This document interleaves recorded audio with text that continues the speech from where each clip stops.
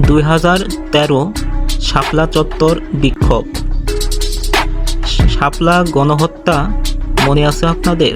2013 সালের সেই 5 ও 6 মে বাংলাদেশের ঢাকায় সংঘটিত ঘটনাসমূহ, যার মাধ্যমে মতিঝিল শাপলা চত্বরে অনুষ্ঠিত বাংলাদেশের তৎকালীন সদ্যপ্রসূত ইসলামী ও রাজনৈতিক জোট হেফাজতে ইসলামের গণসমাবেশ ও আন্দোলনের কথা।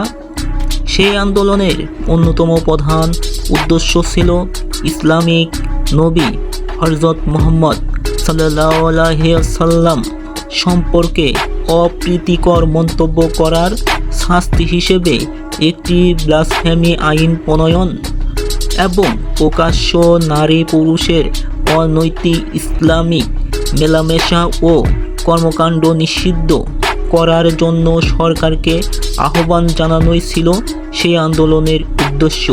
শাপলা চত্বরে বিক্ষোভ কেন হয়েছিল তা অবশ্যই সকলকে জানা প্রয়োজন। 2013 সালের বাংলাদেশের রাজনৈতিক সহিংসতার অংশ শাপলা চত্বর মতিঝিল।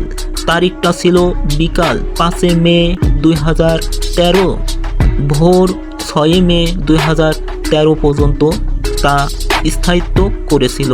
অবস্থান ছিল ঢাকায়। কারণটা ছিল 2013 সালের বাংলাদেশের রাজনৈতিক সহিংসতা। লক্ষ্যটা ছিল ধর্ম অবমাননার বিরুদ্ধে আইন প্রণয়ন, ইসলামের সমালোচনার উপর নিষেধাজ্ঞা। সেটার একমাত্র পদ্ধতি ছিল, অবস্থান ছিল ধর্মঘট, শাপলা চত্বর দখল। আর সেই শাপলা চত্বরের ফলাফল হয়েছিল শাপলা চত্বর অবরোধকারী বিক্ষোভকারীদের ওপর গুলি চালানো। শাপলা চত্বরে বিক্ষোভকারীদের মৃত্যুর খবর ঘটেছিল। 6 মে সকালে নারায়ণগঞ্জ এবং বাগেরহাটে কয়েক ডজন বিক্ষোভকারী নিহত হয়েছিল। দিগন্ত টেলিভিশন এবং ইসলামিক টিভি এর কার্যক্রম স্থগিত করে দেওয়া হয়েছিল। Bangladesh police, border guard, Bangladesh rapid action battalion ও বাংলাদেশ ছাত্রলীগ ছিল এক পক্ষ এবং অপর পক্ষ ছিল হেফাজত ইসলাম বাংলাদেশ।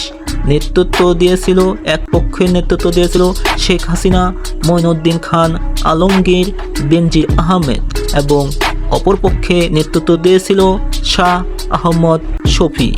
ক্ষয়ক্ষতি হয়েছিল, নিহত 1000 থেকে 3000। বিরোধী দলের দাবি ছিল এটা এবং 10 থেকে 12 সরকারি দলের দাবি। 50 থেকে 60 নিরপেক্ষ সূত্র অনুসারে দাবি ছিল। বিক্ষোভ দমনে পুলিশ অপারেশন সিকিউর শাপলা নামে অভিযান চালায়। 6 মের ভোররাতে সরকার উস্কানিমূলক আচরণের অভিযোগে বিরোধী দলীয় গোষ্ঠীর মালিকাধীন 2টি চ্যানেল, দিগন্ত টেলিভিশন এবং ইসলামিক টিভি সম্প্রচার বন্ধ করে দেয়, যেগুলো অপারেশনের কার্যকলাপ সরাসরি সম্প্রচার করছিল। মতিঝিলের ঘটনাকে কেন্দ্র করে পরের দিন সোমবার সকালে হেফাজতের লোকদের রাজধানীর মতিঝিল এলাকা থেকে সরিয়ে দেওয়ার কয়েক ঘন্টা পর নারায়ণগঞ্জ, আটহাজারী এবং বাগেরহাট সহ দেশের বেশ কিছু স্থানে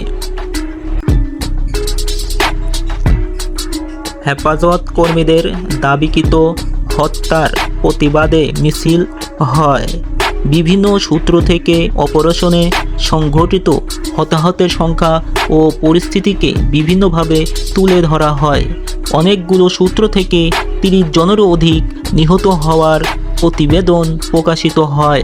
হেফাজত দাবি করে যে তাদের হাজারেরও অধিক কর্মী অভিযানে নিহত হয়েছে, যা হিউম্যান রাইটস ওয়াচ অধিকার জুন মাসের প্রতিবেদন এবং সরকারি বিবৃতি সহ কোনো মুক্ত গণমাধ্যমে প্রকাশ করা হয়নি।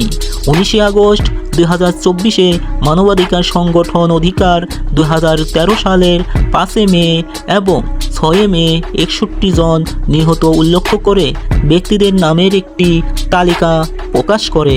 2025 সালের 25 মার্চ জিটিভি এ বিষয়ক একটি প্রতিবেদনে আঞ্জুমান মুফিদুল ইসলামের 2013 সালের 5 মে মাসের উপাত্তের সাথে পূর্বের ও পরবর্তী অন্যান্য মাসের গড় উপাত্তের মৃতের সংখ্যার পার্থক্যের বরাতের ভিত্তিতে বলে নিহত ব্যক্তির সংখ্যা ছিল 330 জন।